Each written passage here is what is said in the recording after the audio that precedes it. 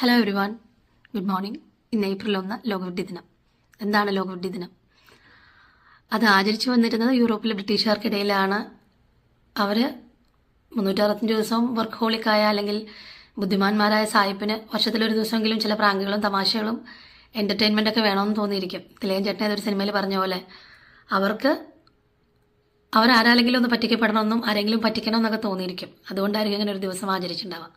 നമ്മളെപ്പോലുള്ള ശരാശരി മലയാളിക്ക് അല്ലെങ്കിൽ ഒരു ഇന്ത്യക്കാരന് നമ്മൾ പലതരത്തിലും ഓരോ രീതിയിലും പറ്റിക്കപ്പെട്ടുകൊണ്ടിരിക്കുകയാണ് അല്ലേ. പല രീതിയിലും നമ്മുടെ ഡേ ടു ഡേ ലൈഫിൽ കൊണ്ടിരിക്കുന്ന ആളുകൾക്ക് എന്താണ് ഈ ഒരു ദിവസത്തിൻ്റെ പ്രാധാന്യം എന്നെനിക്കറിയില്ല. എങ്കിലും രസമല്ലേ ഏപ്രിൽ 1. അതിലാരെങ്കിലുമൊക്കെ ഞങ്ങളുടെ കൂടെയൊക്കെ ആളുകൾക്ക് മനസ്സ് വിഷമിപ്പിക്കാത്ത രീതിയിൽ അല്ലെങ്കിൽ അത് തമാശയാണെന്ന് എതിർവശത്തിനുള്ള ആൾക്ക് തോന്നുന്ന രീതിയിലൊക്കെയുള്ള പ്രാങ്കുകളും തമാശകളൊക്കെ വളരെ നല്ലതാണ്. പിന്നെ എനിക്കൊരു അഭിപ്രായമായിട്ട് തോന്നിയിട്ടുള്ളത്, നമ്മൾ ആരെയും പറ്റിക്കാതിരിക്കാം, പക്ഷെ അവരവരെ പറ്റിക്കരുത്. നമ്മളെ പറ്റിക്കാൻ തുടങ്ങിക്കഴിയുമ്പോഴാണ് നമ്മുടെ ജീവിതം വഴിമാറിപ്പോകുന്നത്. ഒരിക്കലും നമ്മൾ തന്നെ ഇങ്ങനെയാണ്, ഞാൻ തന്നെ ഇങ്ങനെയാണെന്നുള്ളൊരു ഫേക്ക് ഇമേജ് ഉണ്ടാക്കി നമ്മളെ തന്നെ പറ്റിക്കാതിരിക്കുക. ചിലയിടത്തങ്ങളൊക്കെ നമ്മൾ റിയലായിട്ട് നിൽക്കുക.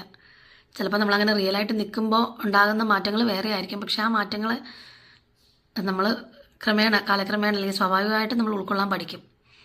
ഞാൻ ഇത്രയൊക്കെ പറഞ്ഞു കഴിഞ്ഞപ്പോൾ വലിയ എന്തോ തത്വചിന്തയൊക്കെ ഷെയർ ചെയ്ത പോലെ നിങ്ങൾക്ക് ഫീൽ ചെയ്യേണ്ട. നമുക്ക് അത്ര വലിയ തത്വചിന്തകളൊന്നും അറിയില്ല.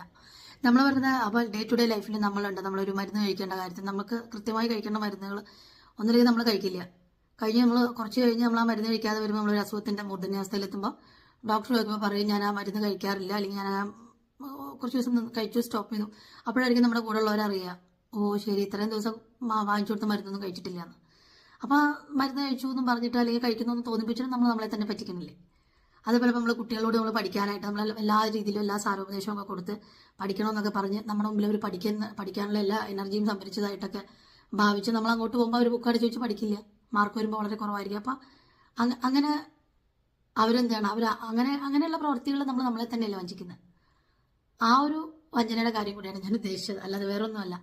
പിന്നെ അതുപോലെ നമ്മളുണ്ട് ചില കാര്യങ്ങൾ ചിലപ്പോൾ നമ്മുടെ ഉത്തരവാദിത്തങ്ങളെ കുറിച്ച് നമ്മൾ വളരെ വാദവരാതെ നമ്മളെല്ലാ കാര്യങ്ങളും നമ്മുടെ തലയിലാണെന്നൊക്കെ തോന്നിപ്പിച്ച് അല്ലെങ്കിൽ ഉത്തരം താങ്ങുന്ന പള്ളിയെ പോലെയൊക്കെ ബിഹേവ് ചെയ്ത് നമ്മൾ മറ്റുള്ളവരെ പറ്റിക്കും അല്ലേ.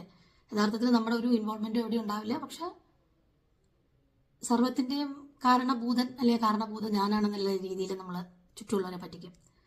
അത്തരത്തിലുള്ള ആത്മവഞ്ചനകളെയാണ് ഞാൻ ഉദ്ദേശിച്ചത്. അങ്ങനെ സ്വയം ഫുള്ളാവാതിരിക്കുക. അങ്ങനെ നമ്മൾ പറ്റിക്കാതിരുന്നാൽ തന്നെ നമ്മുടെ ലൈഫ് പൊളിയായിരിക്കും, അടിച്ചുപൊളിയായിരിക്കും.